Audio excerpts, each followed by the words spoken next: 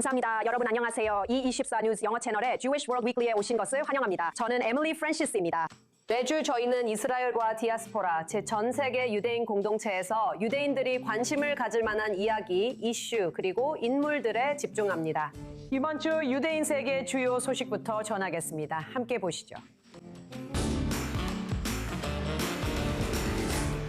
본다이 비치 학살 사건의 용의자인 나비드 아크람은 19건의 추가 혐의가 적용되어 총 혐의가 78건에 이르게 되었습니다.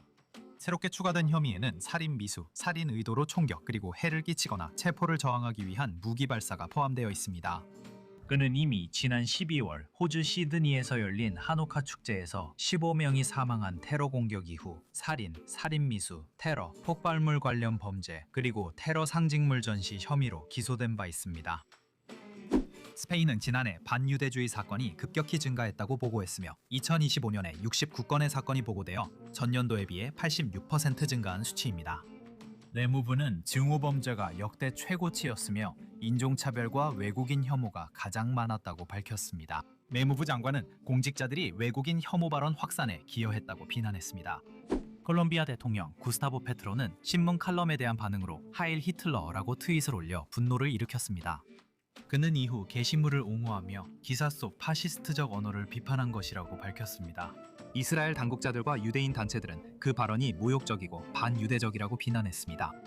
영국 박물관의 고대 이스라엘과 유다에 관한 강연은 유대인 문화의 달의 일환으로 계획되었으나 처음 취소된 후 2주 만에 진행되었습니다. 박물관 직원들은 이번 강연이 2000여 년 전 이 지역을 형성했던 정치 문화적 힘을 보여주는 유물 탐구를 위한 것이라고 했습니다. 박물관 측은 일부 등록 참가자들이 고대 이스라엘과 현대 이스라엘의 연관성에 불만을 품고 행사를 방해하려 한다는 사실을 밝힌 후 처음으로 행사가 연기되었습니다. 그리고 마지막으로 그 위네스 펠트로가 이스라엘 헤르츠리아에 위치한 고급 주택 프로젝트인 51파크의 광고에 깜짝 출연했습니다. 이 캠페인은 51층 높이의 2개 타워로 이루어진 개발 프로젝트를 홍보하는 일환으로 헤르츠리아 공원 옆에 위치해 있습니다. 유대인 아버지를 둔 펠트로는 온라인에서 집단 학살 지지 등 비난을 받았고 소셜미디어에 악성 댓글이 쏟아졌습니다. 그녀 외에도 헤르츠리아에 관심을 가진 할리우드 스타가 있습니다. 레오나르도 디카프리오도 헤르츠리아 마리나의 아파트 단지에 투자했습니다.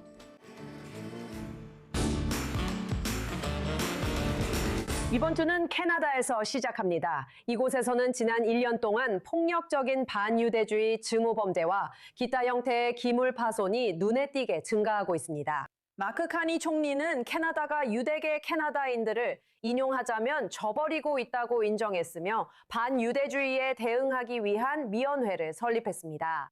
하지만 유대인이 캐나다 인구의 1%에 불과하기 때문에 지도자들과 활동가들은 그다지 희망적이지 않습니다. 지금 토론토에서 저희와 함께하는 분은 매튜 타우브, 당당한 유대인의 창립자이자 전무이사입니다. 함께해 주셔서 감사하고 다시 뵙게 되어 반갑습니다. 저도 뵙게 되어 정말 반갑습니다. 초대해 주셔서 감사합니다. 당신은 정말로 앞장서서 목소리를 내고 계십니다. 물론 범죄와 두려움이 만연한 상황에서도 꾸준히 목소리를 내고 계시죠. 전 세계적으로 그렇지만 특히 캐나다에서도 그렇죠. 이런 모든 기물 파손과 신체적 공격 등이 계속되는 상황에서 우선적으로 총리의 새로운 위원회에 대해 어떻게 생각하시나요? 그리고 당신 생각에는 이게 그냥 보여주기식에 불과한 건가요? 글쎄요, 우선 보여주기식일 뿐만 아니라 모욕적이기도 합니다. 보시다시피 이 위원회는 반유대주의에 맞서 싸운다는 사람들로 구성되어 있는데 우선 위원회에 유일하게 유대인 구성원이 한 명뿐입니다. 그게 첫 번째 문제입니다. 그리고 나머지 위원들 중 2명은 그중 1명은 하마스와 헤즈볼라를 테러 조직에서 제외하려고 시도한 적이 있습니다.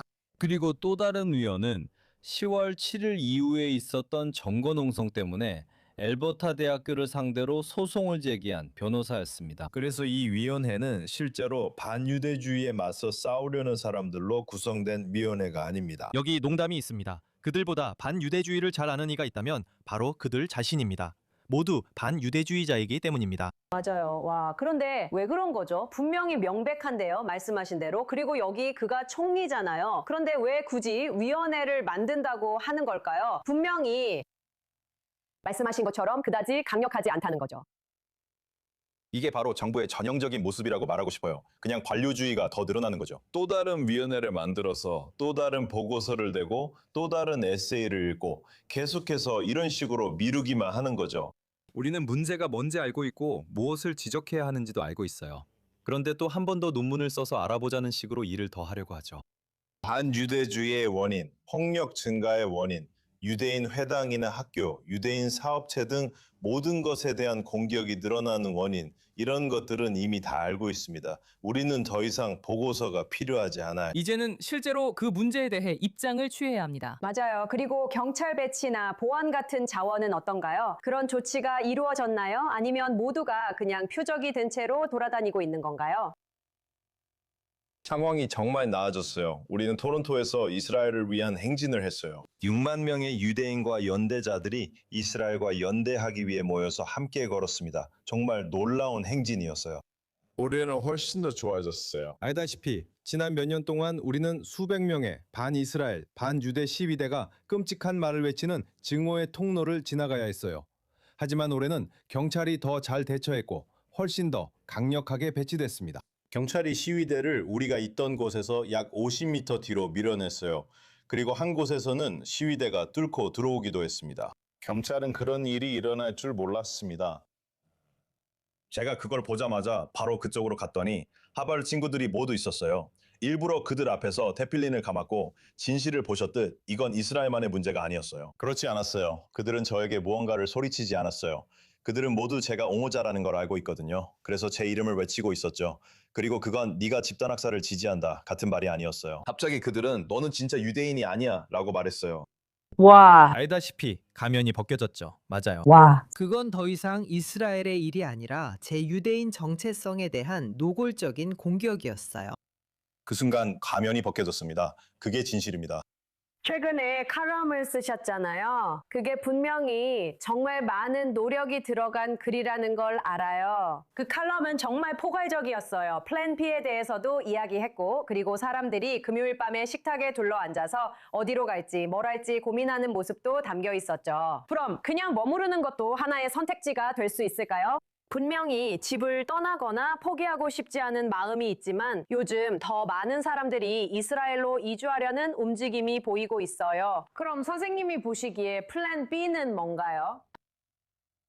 플랜 B는 있습니다. 제 기사에서도 모두가 다음에 뭘 해야 할지 논의하고 있어요. 그래서 이런 대화는 캐나다에서 그리고 미국의 많은 지역에서도 계속되어 왔지만 특히 캐나다에서는 지난 2년 반 동안 이어져 왔어요. 10월 7일 이후 우리는 앞으로의 방향과 할 일에 대해 논의하기 시작했어요. 그리고 제가 그 글을 쓸 때 플랜 A와 플랜 B는 알다시피 유럽을 떠나서 캐나다로 가는 것이 우리의 플랜 A와 플랜 B였어요. 그래서 대화의 주제는 이제 우리는 어디로 가야 하냐는 거죠. 그리고 저는 외교부 등과 여러 번 대화를 나눴어요. 알리아는 대단하고 멋지지만 만약 내년에 800만 유대인이 한 번에 오면 감당하기 어려울 것 같아요. 그래서 그게 첫 번째입니다. 그리고 인프라도 갖춰져 있지 않습니다. 하지만 대화의 초점이 우리가 여기에 남아야 할까 아니면 떠나야 할까로 바뀌었어요. 어떤 사람들은 플로리다로 갈지 텍사스로 갈지 고민하고 있습니다. 하나마로 갈까? 아니면 그냥 과감하게 도전해 볼까? 제 생각에는 항상 플랜 B를 준비해야 한다고 봅니다. 우리는 어떻게 해야 할까요? 네. 우리는 어디로 가야 할까요? 저는 특히 전 세계에서 우리의 역할을 굳게 믿으며 디아스포라가 필요하다고 생각합니다. 캐나다에 50만 명의 유대인이 살고 있는데도 상황이 얼마나 악화되고 있는지 보세요. 만약 우리 중 아무도 없었다면 어떻게 됐을지 상상해 보세요. 전혀 다른 이야기가 됐을 겁니다. 그래서 플랜 B는 우리가 무엇을 해야 하는지입니다. 실제로 떠난 이들도 있습니다. 가족과 자산 모두를 챙겨 캐나다를 완전히 떠났죠. 제 친구들 중 많은 사람들이 이스라엘로 이주했습니다. 그리고 젊은 세대, 제 아들도 지금 이스라엘에 있습니다. 그게 그의 미래입니다. 그는 플랜 B는 필요 없어. 이게 내 플랜 A야 라고 생각합니다. 저는 졸업했어요. 이게 내가 가고자 하는 길이야. 그래서 그는 계속 생계를 이어오고 있었어요. 정말 꽤나 그래요. 22살 때는 훨씬 더 쉬워요. 맞아요. 정말 그래요. 매튜, 계속해서 목소리를 내주고 두려움 없이 행동해줘서 정말 고마워요. 그리고 정말 멋져 보여요. 누가 봐도 아무도 당신을 함부로 못 건드릴 것 같아요. 당신은 스스로를 잘 지킬 것 같아요. 고마워요. 정말 감사합니다. 알겠어요. 이제는 반유대주의에 대한 소식이 더 늘어났어요. 분명히 그 확산세가 쉽게 사라질 것 같지 않다는 걸 우리는 알고 있죠. 하지만 이제 10개국이 넘는 나라에서 온 대표단이 뜻밖의 동맹들과 함께 모두 나치 가해자들의 후손들인 이들이 직접 이스라엘에 와서 메시지를 전하기로 했어요. 24뉴스 영어 진행자 겸 특파원 니콜 제덱이 전합니다. 이렇게 축제 분위기의 군중만 보면 이들이 서로 연결되어 있다는 걸 알기 어렵습니다. 이들은 10여 개가 넘는 나라에서 왔으며 국가들의 행진을 위해 이스라엘에 모인 수백 명의 참가자들입니다. 아버지와 할아버지들은 나치였고 살인자였으며 그들은 결코 용서를 구하지 않았습니다. 우리는 후손으로서, 자녀로서, 손자, 손녀로서, 증손자로서 보았습니다. 우리 아버지와 할아버지는 나치였고 살인자였으며 유대인 혐오에 가담했습니다. 여기 예루살렘에서 과거와 현재가 한 곳에서 만납니다. 홀로코스트 생존자들, 이스라엘의 전 인질들, 그리고 나치 가해자의 후손들까지 모두 한 방에 모여 과거를 마주할 뿐만 아니라 어쩌면 미래로 나아가는 다리를 놓으려는 것이기도 합니다. 이번 주 그 다리는 이스라엘 전역에 걸쳐 뻗어 있으며 아슈켈론에서 하이파까지 여러 도시에서 행진이 진행되고 있습니다. 저는 그저 그들의 지역사회나 이스라엘에서 유대인 친구들을 사귀거나 이스라엘을 방문해 보는 것이 좋다고 생각합니다. 이것이 제 증조 부모님의 죄라는 것은 알지만 제가 감당할 수 있는 책임이라고 생각합니다. 그리고 이 새로운 세대가 책임에 대해 이야기하는 가운데 홀로코스트 생존자들은 앞으로 나아갈 길을 제시하고 있습니다. 당신이 한 일이 아니에요. 당신은 내 아버지를 죽인 사람의 증손자예요. 하지만 그 일을 한 건 당신이 아니에요. 그리고 무엇보다도 그들은 그 사실을 비밀로 했기 때문에 당신은 그것조차도 몰랐어요. 아이린 샤하르는 어린 시절 바르샤바 게토에서 살아남았어요. 수년간 그녀는 전 세계적으로 반유대주의와 반시온주의가 커지는 상황에서 용기 있게 목소리를 내려고 노력해왔어요. 저는 한때 독일 땅을 밟는 것조차 망설였지만 결국 그렇게 했어요. 제가 그렇게 한 이유는 80년이 지난 지금 우리 생존자들과 나치의 후손들 사이에 어떤 다리라도 놓여야 한다고 생각했기 때문이에요. 이제 그녀는 이 희망을 새로운 세대의 생존자들, 즉 전 이스라엘 인질들과 나누고 있어요. 무엇보다도 이 자리에 앉아 계신 모든 분들께 감사의 마음을 전하고 싶습니다. 가이 길보아드랄과 그의 아버지 엘론에게 이 밤은 특히 감격스러웠어요. 지난해 가이가 아직 가자지구에서 인질로 잡혀 있을 때 엘론은 독일로 가서 같은 운동인 생명의 행진과 함께했습니다. 오늘 밤은 저뿐만 아니라 그들에게도 특별합니다. 지난 2년 동안 가인은 모든 집, 모든 교회에서 기억되고 기도받았기 때문입니다. 그들은 그를 위해 기도했고 빈 의자를 남겨두었습니다. 그런 지지는 정말 중요합니다. 세상이 적대적으로 느껴질 때 더욱 그렇죠. 이스라엘에서는 모두가 인질들을 위해 기도하고 그들이 돌아오기를 바란다는 것을 우리는 알고 있습니다. 하지만 우리는 전 세계적으로 반유대주의와 증오가 만연하고 있다는 것도 알고 있습니다. 그리고 이런 단체를 볼 때 그들은 기독교인이고 이스라엘을 매우 사랑하며 변함없이 이스라엘을 지지합니다. 그리고 그들의 기도와 깊은 신앙이 정말 저에게 큰 영향을 주었습니다. 열방의 행진은 생존의 축하였고 대물림된 고통과의 직면이었으며 기억을 행동으로 옮기려는 시도였습니다. 쇼와 홀로코스트와 비교할 수 있는 것은 아무것도 없습니다. 하지만 인간으로서 우리는 감정을 비교할 수 있습니다. 그리고 저는 그분들이 겪었던 일을 정확히 압니다. 저도 숨어 있었고 터널에 있었습니다. 숨 쉴 공기도 없었어요. 저도 그랬지만 그건 80년 전 일이었습니다. 그리고 저는 살아남았어요. 그분들도 살아남았죠. 그리고 이제 그 어두운 시절을 견뎌낸 분들이 다음 세대에게 그 역사를 가지고 무언가를 하라고 요청하고 있어요. 함께 다리를 놓아요. 우리의 손과 마음, 생각을 모아봐요. 그리고 우리가 하나가 되어 우리 민족, 이스라엘 국가, 그리고 유대교를 지지하는 사람이 됩시다. 다시는 이런 일이 없도록은 구호가 아니라 이 단체가 실천해야 할 신념입니다. 예루살렘에서 니콜 제택이 i24 뉴스 영어 방송을 전해드렸습니다. 카니에 웨스트가 컴백 투어를 하는 건지 사과 투어를 하는 건지 알 수 없지만 투어가 진행 중입니다. 지난주 그는 네덜란드 아르넘시에서 공연을 했습니다. 많은 팬들로부터 따뜻한 환영을 받았지만 네덜란드 유대인 공동체는 전혀 다른 반응을 보였습니다. 암스테르담 홀로코스트 박물관이 그의 방문 요청을 거절했습니다. 자세한 내용은 조 브라운 기자의 리포트에서 확인하세요. 우리는 슬프지만 이 파티를 불태울 거야. 진짜 약속할게. 카니에 웨스트의 축소된 월드 투어가 본격적으로 시작됐습니다. 네덜란드 아르넘의 헬레르돔 스타디움에는 이틀 밤 동안 총 8만 명이 모여 래퍼의 명곡들을 들었습니다. 그리고 제 생각에는 정말 용감한 것 같아요. 그의 음악은 정말 영감을 주고 그 노래들은 인생이 무엇인지 삶에 대해 생각하게 해줘요. 이것은 얘가 최근 몇 년간 그의 경력을 뒤덮은 공개적인 반유대주의 논란 이후 처음으로 진행하는 스타디움 투어입니다. 온라인에 반유대주의 게시물을 올리고 스와스티카 상품을 판매하며 하일 히틀러 곡에서 히틀러 연설을 샘플링한 이후 얘는 자신의 행동을 속죄하려는 듯한 모습을 보였는데 여기에는 카발라 랍비 요시야후 요세프 핀제를 방문하고 월스트리트 저널에 전면 광고를 게재한 것도 포함됩니다.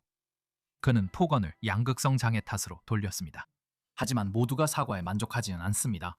그의 세계 투어는 영국과 호주 입국법으로 영향을 받았고 이전 논란 때문에 폴란드, 프랑스, 이탈리아에서는 공연이 취소됐습니다. 하지만 네덜란드에서의 공연은 그의 팬들이 용서하고 잊으려는 의지로 예정대로 진행됐습니다. 저는 그가 했던 모든 말을 진심으로 한 건 아니라고 생각해요.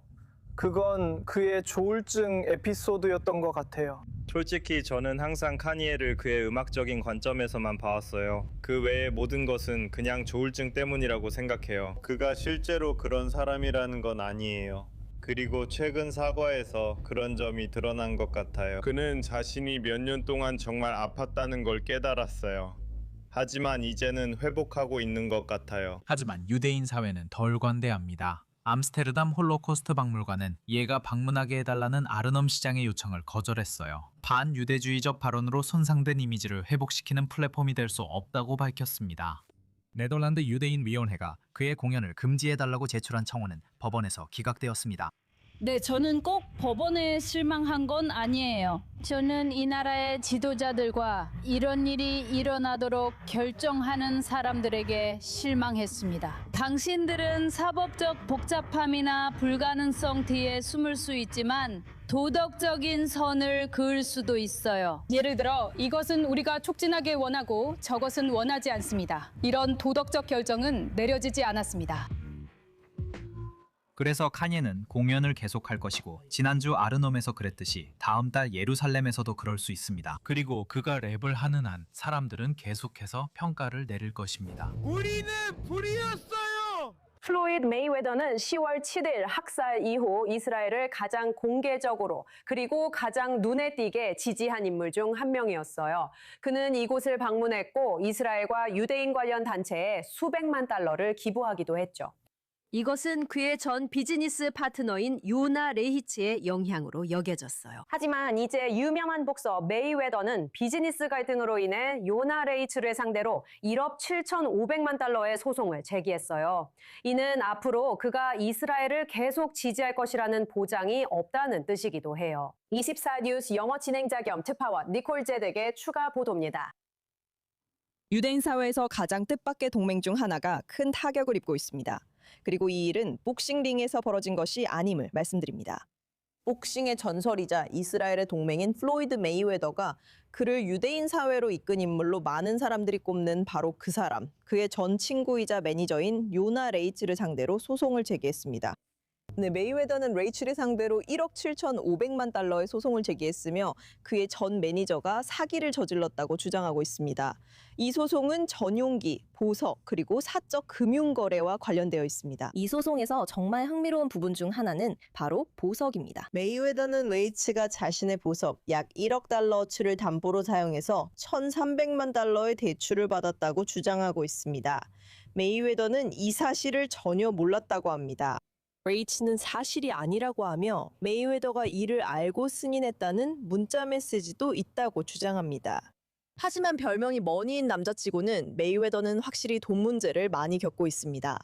현재 메이웨더가 겪고 있는 재정 문제는 이것뿐만이 아닙니다. 사실 그는 쇼타임과 전 매니저 알 헤이먼을 상대로 3억 4천만 달러 규모의 소송도 제기했는데 이들에게 또 다른 사기 행각을 벌였다고 주장하고 있습니다. 그리고 국세청은 2018년과 2023년에 미납 세금으로 인해 메이웨더에게 730만 달러의 세금 청구를 했습니다. 이제 이스라엘인들과 디아스포라 유대인들에게 큰 질문은 이러한 금전적 문제들이 그의 이스라엘과의 관계에 어떤 영향을 미칠 수 있느냐는 점입니다. 이제 르크니츠는 자신이 실제로 10월 7일 이후 메이웨더에게 이스라엘을 지지하고 행동하라고 독려한 사람이라고 말했습니다. 그리고 메이웨더는 유대 국가를 지지하는 가장 공개적이고 목소리를 내며 재정적으로 영향력 있는 유명인 중 한 명이었습니다. 그는 10월 7일 이후 여러 번 이곳을 방문했고 유나이티드 하츠 알라와 마겐 다비드 아돔 같은 주요 단체들과 공개적으로 그리고 재정적으로도 참여해왔습니다. 그래서 이제 그가 이런 금전적인 문제들을 겪으면서 가장 큰 질문은 그가 계속해서 이스라엘에 계속 자금을 지원할 것인지 아니면 이 싸움을 다른 곳으로 옮길 것인지입니다. 그가 이스라엘 밖으로 시선을 돌려 자신이 선택한 몇몇 법적 싸움에 집중해야 하기 때문입니다. 이제 뉴욕으로 가보겠습니다. 뉴요커들은 뉴욕 닉스가 연승을 거듭하며 NBA 결승까지 올라가는 모습을 경탄하며 지켜보고 있습니다. 그리고 한 팬의 즉흥적인 순간 덕분에 그들은 이에 어울리는 새로운 슬로건도 갖게 되었습니다. 한번 들어보시죠. 내 친구 무슬림, 내 베이글 유대인, 내 기독교 뉴욕. 우리 그녀는 디오를 좋아해. 바로 이거야. 이것은 늘 뉴욕시를 상징해온 다양한 문화권 사람들을 하나로 묶는 슬로건이에요. 그들이 4번 연속 이기지 못했지만 많은 이들이 뉴욕 베이글의 유대인스러움에 대해 궁금해합니다. 여기 브랜다이스 대학교의 유대계 미국사 교수인 조너선 사르나가 전하는 유대계 미국인과 함께 해온 베이글의 역사에 대한 간략한 설명이 있어요. 베이글은 동유럽에서 시작됐어요. 그리고 베이글이 둥근 모양인 이유, 즉 일반 빵과 구별되는 점은 사람들이 특히 유대인들이 베이글에 끈을 꿰어 거리를 행진했기 때문이에요. 그리고 물론 둥근 모양이기 때문에 그렇게 하기가 쉬웠죠. 베이글은 일반 빵보다 훨씬 운반하기가 편리했어요. 동유럽 유대인들이 이것을 미국으로 가져왔어요. 원래 베이글은 원래 프레첼과 더 비슷했어요. 베이글은 작았고 실제로 큰 음식이라기보다는 크래커나 스낵에 더 가까웠어요. 하지만 시간이 지나면서 미국에서는 뭐든 어쩌다 보니 과하게 커지기 시작했어요. 모든 것이 더 커졌죠. 베이글도 그런 변화를 겪었어요. 아마도 기술과 관련이 있을 거예요. 그리고 20세기 특히 두 차례 세계대전 사이의 시기에 베이글이 먼저 뉴욕에서 그리고 그 후 다른 곳에서도 인기를 얻기 시작한 것을 볼 수 있습니다. 이제 베이글은 지역마다 다르게 만들어집니다. 몬트리올 베이글은 뉴욕 베이글과 약간 다르게 만들어져요. 뉴욕 사람들은 베이글을 매우 자랑스러워합니다. 뉴욕에서는 유대인이 많고 약간 공산주의적인 단일 노조가 그 베이글을 만들곤 했습니다. 그리고 많은 민족 음식들처럼 베이글도 사람들 머릿속에서 유대인 공동체와 연관되게 되었습니다. 그리고 크림치즈가 추가되었을 때 이것 역시 20세기 유대인 회사가 만든 발명품이었습니다. 그리고 유대인들이 즐겨 먹었던 훈제 연어, 도 추가되었습니다. 그래서 베이글, 훈제 연어, 그리고 크림치즈가 한 끼 식사가 되었고 유대인들은 이것이 오래전부터 이어져 온 전통이라고 생각했습니다. 수천 년 전 시나이산에서 제공되었다고들 하지만 실제로는 동유럽에서도 알려지지 않은 음식입니다. 베이글, 훈제 연어, 그리고 크림치즈는 미국에서 알려진 조합입니다. 그리고 1960년대 들어서야 랜더 가족이 베이글을 전국적으로 유통하고 냉동하고 자동화하는 방법을 알아내면서 많은 미국인들이 베이글을 알게 되었습니다. 하지만 그 전까지는 베이글이 주로 유대인이 많은 지역, 특히 뉴욕에만 제한되어 있었습니다. 그래서 이런 슬로건이 있는 것도 분명히 이해가 됩니다. 이 슬로건은 뉴욕 유대인 커뮤니티가 자랑스러워하는 민족 음식과 닉스를 포함해 뉴욕을 다른 곳과 구별짓는 다른 요소들을 연결합니다. 이번 주 Jewish World Weekly 에피소드였습니다. 시청해주셔서 감사합니다. 물론 24뉴스 영어 유튜브 채널과 저희 웹사이트 그리고 소셜미디어 플랫폼에서도 이번 에피소드뿐만 아니라 이전 에피소드들도 시청하실 수 있습니다. 저는 에밀리 프랜시스입니다. 텔아비브에서 샬롬을 전합니다. 좋은 한 주 되세요.